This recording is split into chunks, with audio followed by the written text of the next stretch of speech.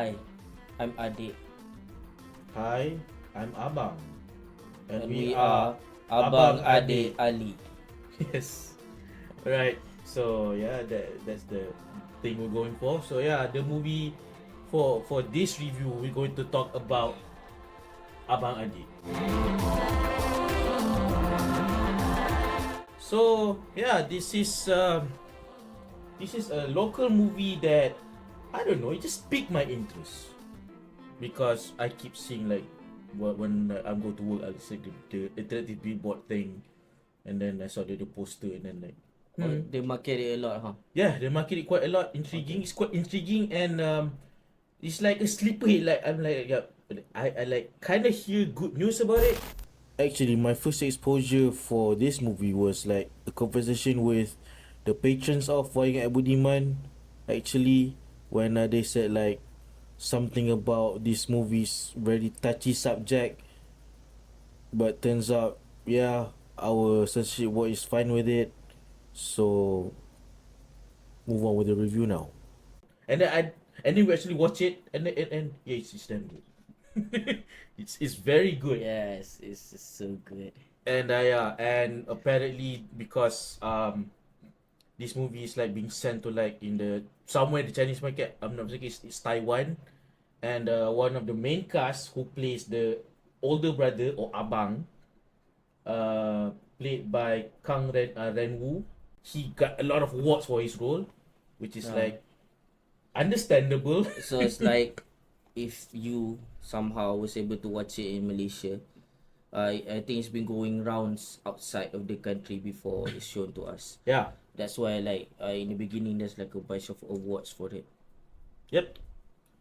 So, uh, okay. So it stars like we said, Kang Ren Wu and Jack Tan. And Jack, I mean, I think I kind know him because we actually watched him with another co-star. It's Braun Palari in Fly By Night. They're actually in the movie together. Okay. Right. But yeah, Braun was Yeah, very brief in this one. what's the deal with Braun? I mean, he keeps playing the same character. Yeah, is he He's going playing like the evil broker asshole guy? yeah, he's that like was it like in Playback Sapu? Yeah, Pebet Sapu In and Fly By Night is the corrupt cop yeah, that and tries to like coerce people to give him money. this one he's like a broker for a shady job that the adik character is dabbling into. Yeah, it's weird. Like he take these roles and they're not like really important roles. I mean, like they set like the what do you call it thing, the tone of the movie. Yes. Important in that way, but not important enough that he has a presence there. It's like it's kind of like a bait and switch, especially for people who does follow his career. That every time we see him, it's like, oh man, we're gonna get Braun here, but no, that's it. That's all you get. Or maybe he's just there to like capture like because the movie is predominantly in, I don't know, in Cantonese, I think. So I think they try to capture like a subset of people who loves Braun Palari that much Yes, and they can put him in the trailer. and the poster. So there you go. So alright, so So just so you know, it's not that all that much. and this is already revealed the trailer and the synopsis. So the movie is about these brothers, who's like undocumented. They're Malaysians, but they're undocumented for reasons that you need to watch the movie for, and they live a very, very, very hard life in the fringes of Kuala Lumpur. Yeah. That's the story. Like first, like when I see this movie, it reminds me of two movies already. One is Song Lap, because Oh, the yeah, theme Songlap. is very similar. It's like like two brothers trying to find their way in the world, right? Um, but the difference here is that Song Lap is predominantly focusing on crime, Yes. while surprisingly Abang Adik, the character played by Jack Tan Adi, does get into a lot of trouble Yes. with the law, but the movie is not focusing on that. Yeah. The movie is focusing on them, the Yeah, brothers. if anything, it's more like Adi's breaking the rule to get by, compared to It was pretty Abang's straight cut. Yeah. yeah, was like Doing honest living, odd jobs here and yeah, there yeah. to get And by. then another movie that this reminds me of is Shuttle Life. Oh yes, Shutter Life. Um, We just realized that Jack Tan was also in it in the lead role. Huh. What a coincidence. where it differs though is that this movie is actually more coherent, where it tries to, like, if you think, okay, why didn't they do this, why didn't they do that, as far as I know, again, I don't know all the bureaucracies regarding like people of like diaspora, people who lost their identity, but like as far as I know, right, they actually take it seriously enough that they feel like it's well researched. Like the characters already did what you thought they should have done. Like they tackle it, tackle all the problems. But the movie is like one of what I say, an approach. They taste like a short film, like Oh yeah, it the does way feel like a short film. Yeah. people tell short film. Because okay, the thing about the short film format is, because it's short, right, you have to get straight to the meat. Yeah. So usually when people talk about will tell the story of slice of life, which is what this movie is in a way. Usually the kind of movie that focus on the mundane nature of everyday life, right? They have to just drop in, Yes. like when you play Fortnite, you just drop in and get straight to the action, right? Yeah. Because they have no time, right? So it feels like the movie is years after they've been through all that. They have tried everything. They try to get an IC. They try to be like legit citizens and all that, and still they go through all the trouble. Like for information, the I think Abang actually plays his like actual nationality, like he's, maybe, I'm guessing, No, it's what? You want to say what? is he from Taiwan? Yeah, he is from I Taiwan. know the actor is from Taiwan, The but actor is from Taiwan. no, the character. Is a Malaysian. Is the Peter is a Malaysian in this movie. Yeah, but what's the deal about his, like, the fact that he cannot get I think it's because it was revealed in the movie there's like a big tragedy that happens to both of them, so that's why they lost their documentation of so living I there. mean, like, what's the difference between Abang's situation and Adik's I situation? think they're in this similar situation. So no, why is in the movie depicted, some in the movie, the Abang is trying to evade the police while Adik is just there holding the ground. Because I think only Adik have his Adik papers. has his papers, yeah. Alright. Abang Yeah. completely lost his. Ironically, I was trying to explain that.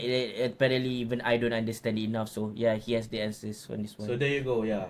I'm the opinion guy. I'm not the fact guy. So And there's also like there's a revelation later in the movie which also explains why. But yeah, let's just leave it at that. You need to watch it yourself. We don't want to spoil it. And I also hear some vague cries about the movie being like very very emotional. And yeah, we didn't expect that, so we just watch it, and then, damn, it just hits us out of nowhere. And yeah, this guy over there, my Adik over here, my little brother, he cried. I bawled, but he actually cried. So yeah, Yeah. I'm a crier. I do he is, that. yes. But yeah, for good reason. Yeah. Yes. I don't just cry. It has to be good first. Yeah. Then I cry. I mean, like, I try not to what do you call that thing? I try to try to immerse myself in the story. So if the story is really sad, I would bawl my eyes. Like from what I hear, like Grave of the Fireflies. I haven't seen that one. Oh damn. But I did see the whale, and the whale was sad, and I did cry a lot. Watching the movie towards the end. So this movie also, like the whale, towards the end, there's more like sad stuff, and I think that is like like, I hate tearjerkers, meaning that movies that are Design. they follow a formula to make people sad. Usually they talk about like people who are orphans and everything like that. It's like similar themes. It's kind of boring, and like it plays some violins and sad violins, whatever. piano and everything like that, and I'm like, whatever, man. Like I don't watch those, you know. Which is why maybe I don't watch Hachiko to this day, and I don't even know which version to watch. Is it like Oh the yeah. Japanese or the American one? The American one is totally formulaic kind of Oh, theatrical. okay, alright. But Now I still, understand. it's still set nonetheless, the story itself. Okay, I watched the Japanese one then. But the thing is, usually I don't watch those movies. You know, I come with certain expectations. This movie, my expectation was it's gonna be like Songlap, like I said earlier, right? It's gonna be like a criminal movie, like that. Which it does have focus a And little it on could that. be like there's like sexual themes. I don't know why I thought that was the case, but then when I see this movie as doesn't focus too much on the crime.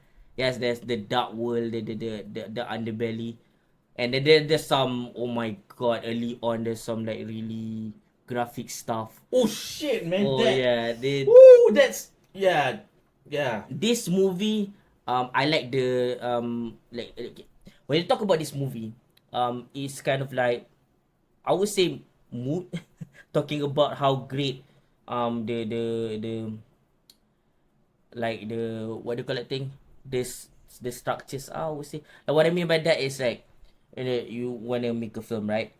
There's the visuals, there's the setting, there's the music and everything like that. They got that on lock, every single thing. Oh So yeah. when you talk about this movie, it's like, yeah, first off, all I can say is like they got it on lock, perfect shots, everything is professional, everything is top notch, everything is top tier.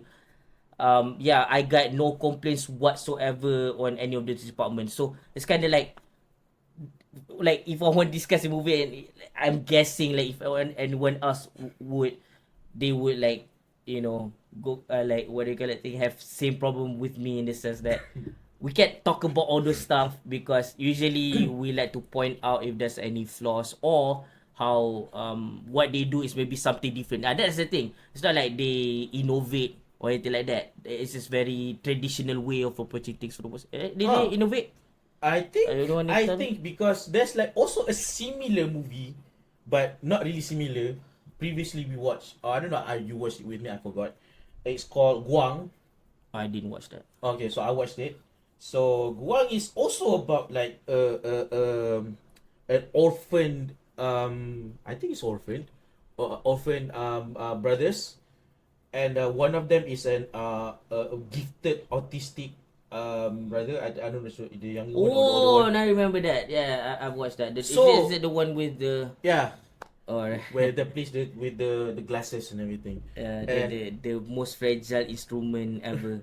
and for that movie, it focuses more on like, I mean, the visuals are beautiful, but it's very very very style over substance. I'm not saying the substance is not Oh there, yeah, yeah. but it's just for some reason it's not the main focus, because the focus is how the autistic brother sees the world, and and in that regard it makes it stylized like that. But in this movie, it's the cinematography is very on point and very like sharp and to the point and very captures No flaws. Not in that department. Seriously. captures really captures the seedy underbelly of like the underprivileged people in KL, and yeah, I mean, like, that's the focus of we're it. talking about like the white shots, Tight shots. the tight shots, and like, what is that, aerial? I don't remember, but a lot of them are like you see no problem at all. At least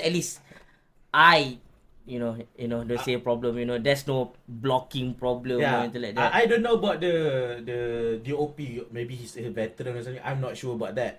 But this is from a first time. I mean, this is the director's first feature, I think. Feature film. So the director is Jin Ong. Kudos to a very visually stunning and emotionally powerful, impactful movie.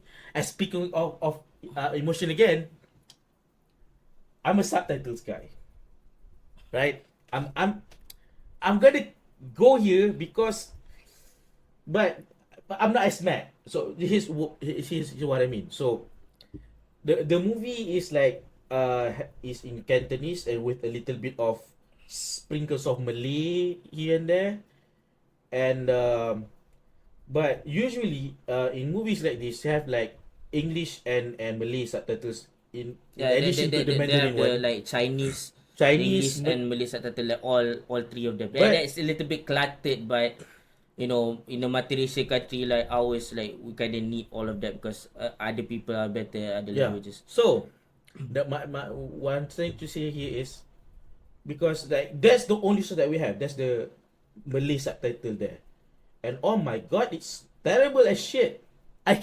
I'm like, what is this? This is like, I mean, I'm also in the dubbing industry. This is like what happens when like the rough script of the dubbing is like being made into the subtitle. It doesn't look nice.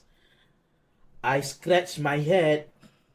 I'm like, what the hell is this shit? But thankfully, the emotion do the heavy lifting. So I'm just like, I just Yep. leave a little bit of the subtitle and I just do look at the visual and the acting, and it just gets me to me. So I just understand the story completely, even though I barely read the subtitles, which is like a testament to Yep. how powerful this movie is in terms of the Yeah. presented every single piece of its presentation. Yeah, Yeah. and that includes like I did say about like the cameras, right? And then the visuals too. Like I am not a fan of a lot of blood in movies. Not seeing blood. I love blood in that sense, but Huh. I don't like how they do blood. It's like gooey and very like, what do you call that thing? Very slimy and like I don't know, man. I just cut my finger and blood is not that slimy. And I know why they use cornstarch and whatever. I like that solution. I get it. It is that the one of the cheapest and most effective blood, right? Hmm. But they look kind of not like blood.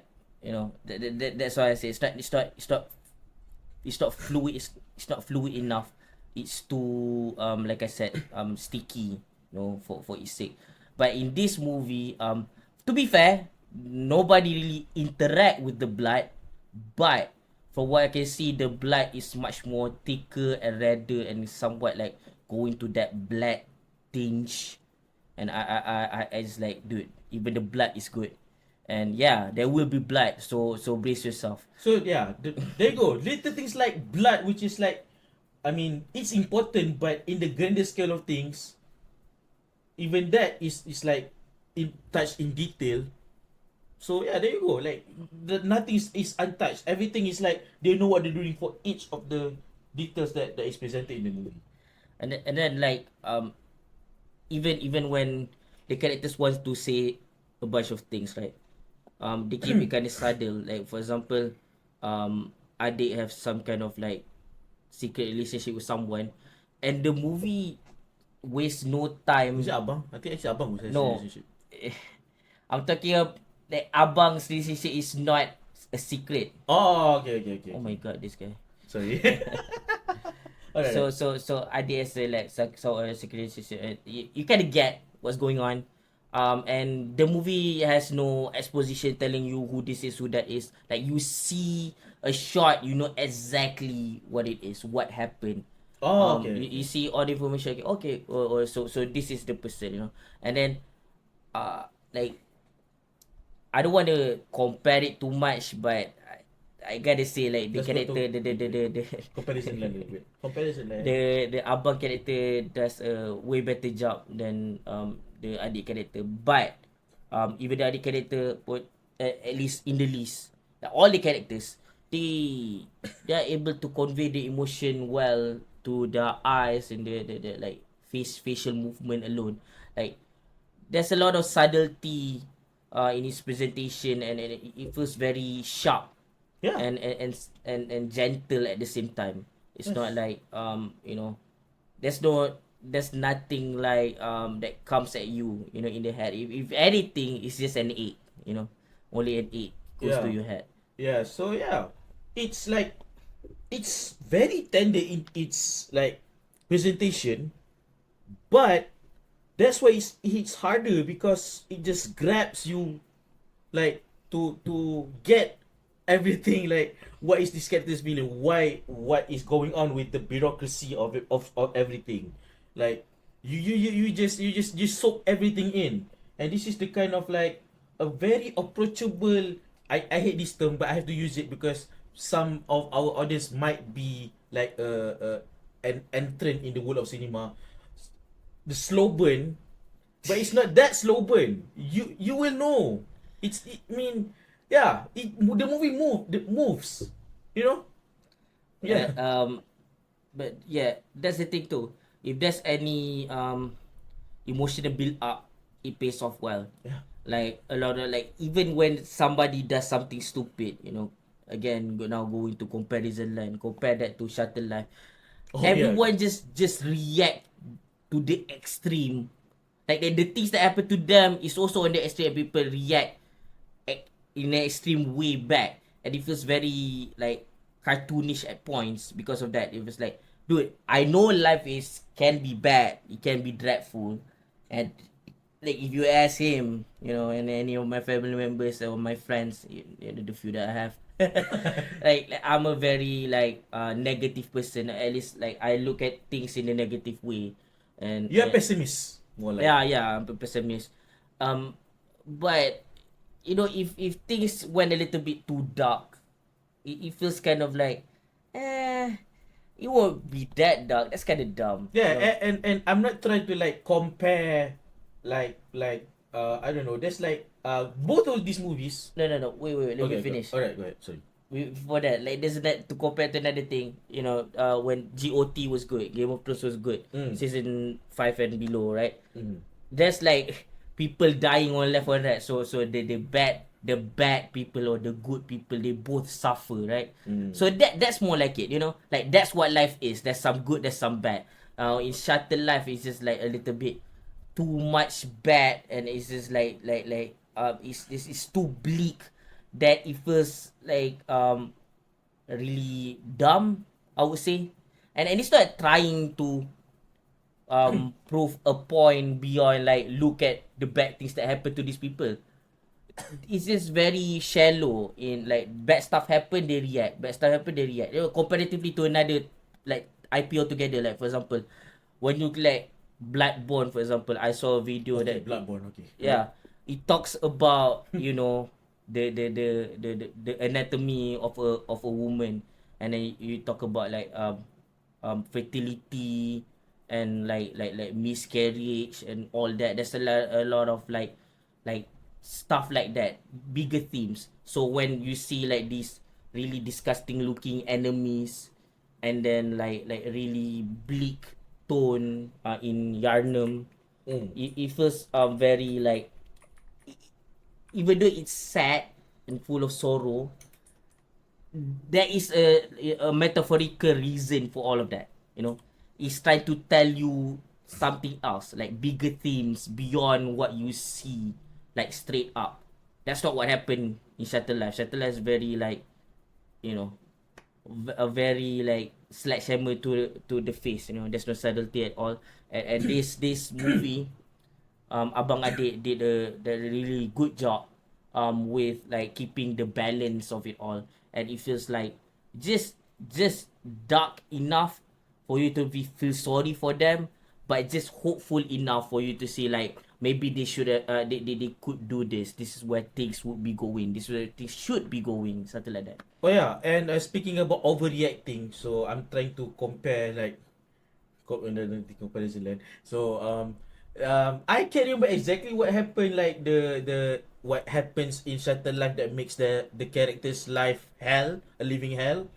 But like he said, like he said, they reacted to it like very very like to the extreme. It's like there's like no hope at all. They can do anything about it. But when you really actually see Shuttle Life, there's like you can like solve most of these things just like in a step if you just don't react that way.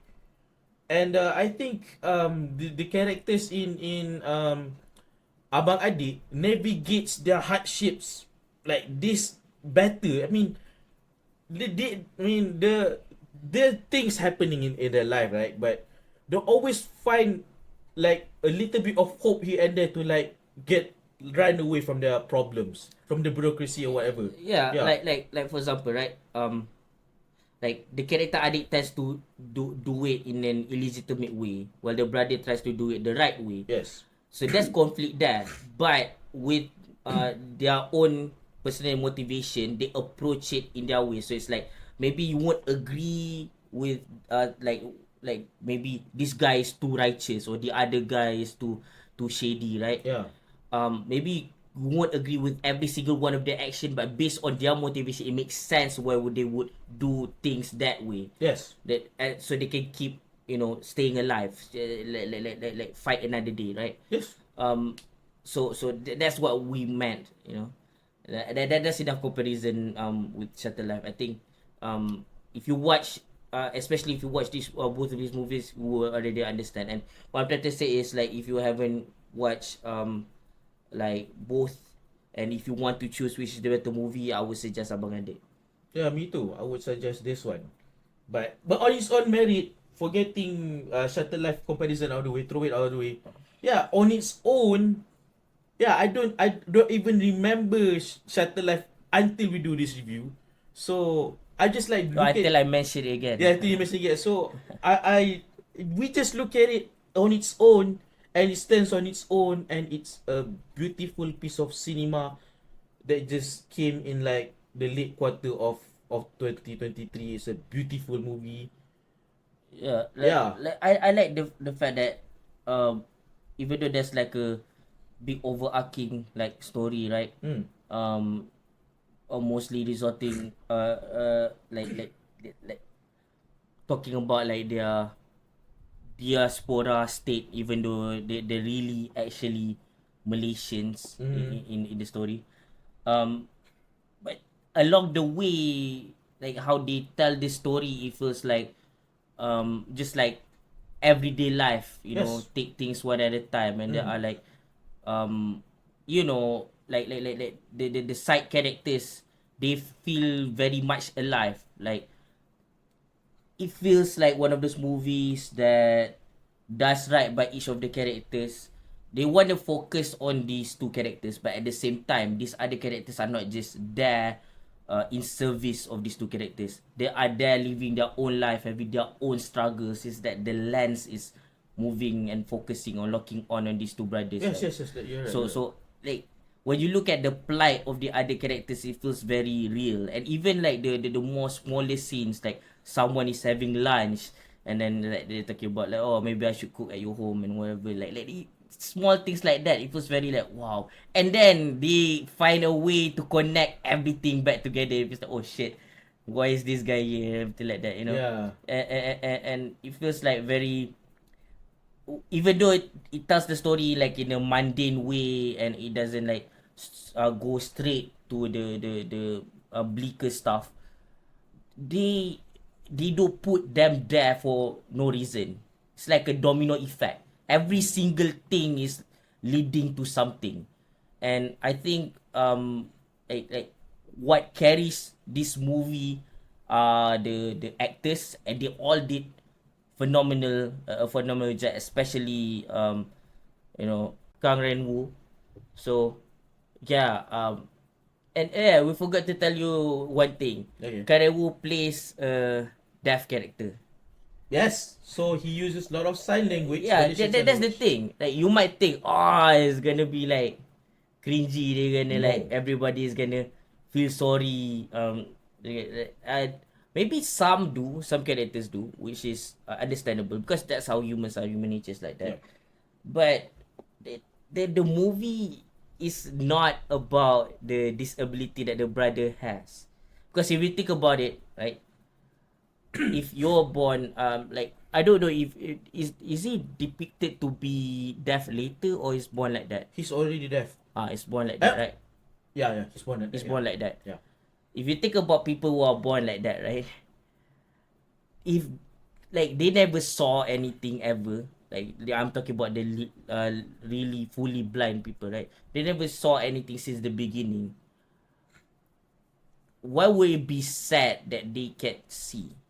What I mean like that, like if that's all they know, they cannot relate to seeing. They cannot relate not seeing to seeing. Yeah. Just as much as we can relate to not seeing. Like we can pretend like, oh, we can close our eyes and then everything is like what do you call it thing? Everything is like I can see stuff and therefore, you know, I'm suffering just like them. But in reality, you're still gonna have your senses. The moment that you hear something coming your way, like someone is gonna hit you with a bat or something, you would avoid that. You will open your eyes again. You can never fully relate to a person who's blind since the beginning. People who got blind after an accident or incident, that's another thing altogether. I'm not talking about that. I'm talking about the people who are born that way. So the movie is telling the story of Abang in that way. Yes. Like he's been like that since the beginning, and therefore it is not the movie is not slowing down just to like Accommodate abang. yeah. And then there are other characters too, like Money, for example. There's a character called Money. Yeah. Like she has her own struggles too, and it is like I like the way they tell the you know the her story in a sense that is like easy to consume but not really like a lot of things that they talk about is like and they show is like a never ending social commentary, but they do it so subtly and so softly. It just presents things as they are, and you're gonna be like, huh, maybe, you know, it's not so easy being them. Maybe it's like what do you mean, like it's not so much as like we incite hate or sympathy. It's neither. It's more like because it's presented in a neutral way, you can think for yourself, like how people can struggle through different things with the way they what I would say, like they chose to live their life, you know, and you have like people that they don't want to be deported. You have like people working, you know, at the what is it, pasar, Oh yeah, at the market. at the market, you know, the flea market. Yes, It's not the flea. It's like fresh produce market or something. fresh produce market. Yeah. And then And then there's the social worker who's Yeah. like trying, like without ulterior motives, she's just on the goodness of her heart is trying to get you know, official documentation for to prove that the brothers are Malaysians. so yeah, they everything that happens in the movie leads up to a very like eye-opening scene where that involves like a religious figure and the character Abang, and it's like okay. Man. Layman would call it Oscar bait, you know. But that is not a thing that I don't know, man. I don't think the Oscar people would think of something like that to bait, you know, the juries, you know. No, I think they would. Yeah, they would. Okay. I think they would. I'm just like, but me personally, I don't think they would do it that well. Like for example, I remember another Oscar bait moment that I saw recently is like by a very very good veteran actor who looks young, but when I look at his age, like wow, he's this old now. Paul Dano. In the movie The Batman. Oh, that yeah. you know which I'm talking about, right? If you watch it, I'm not convinced, man. I mean, like, yeah, you're not Heath Ledger. But Abang though, for that scene. Oh Oh god. god. Yeah. And okay. Yeah, that's the one that made me cry. Yeah. Okay, I didn't know. I mean, I bawled, but he cried because of that, I Yeah, guess. that's like a powerful scene, man. Very powerful. And it's talking about, you know, philosophically, what's the point of life, right? I mean, I question it sometimes. You know, I think about like things like why do we live, or some even worse thoughts like why do they die? Why do these people live instead? Why do they keep living while the good ones die? I keep think of thoughts like that. So And when I watch this movie, it's like it's a little bit eye opening in the sense that maybe it's not about who I want to die or who I want to live. It is about, you know, trying the darkness so that while you're still, you know, with one another, you can keep fighting the good fight. I recently saw the first two episodes of the anime Frieren, and it feels very similar. Like, oh my god, it talks about mortality and love and like kinship, and it's, oh god, it's so beautiful, man. So there you go, a movie that we saw together at least that ends 2023 with a bang. Very nice. And yeah, if you haven't watched it, I heard it got extended. I don't know by the time this review is out. It's still They were extended gonna the get like cinema. English subtitles this time. Yeah, English and improved BM subtitles. Oh, they did Yes, say that. yeah, they improved the BM subtitles as well, the Malay subtitles as well. So unfortunately, the revised subtitles is just doesn't help. It's still terrible, but I guess we can use that as the baseline, and then just quickly look at the screen and feel the movie instead. Yeah. By the time this review came out, I don't know when exactly, but if it's still around, go catch it in the cinemas. We recommend it wholeheartedly. Yeah, like totally, man. This If is not, if streaming is the only way, then watch it too. like I would, Yeah. I'm straight up like, I don't think this is a good movie. I think this is a great movie. Like, I'm not kidding you. You can shit on my taste, whatever. I'm giving it a 10 out of 10, clean 10 out of 10, like in a heartbeat. Hmm. Should I give in, or should I be nice, or I don't know. Let's see. Where do I give this movie? Math is hard. I get Math, it, man. math is hard, And man. we can talk about opinion, but the moment we would try to quantify it, then it becomes a problem. Yeah. That's why I really don't like the rating system, but it's a thing. So So yeah, let's stick so with he the thing. gives it perfect 10. What would I give it? Oh god, I cannot disagree with that number. So yeah, I'm going to give it 10 out of 10 for now. There you go. There you go, 10 out of 10. There you Abang go. Adik suka Abang Adik. So that's it from us. If have anything to say about the movie, go ahead, comments, and what do you feel, and all that jazz. So we'll see you next time. Peace out.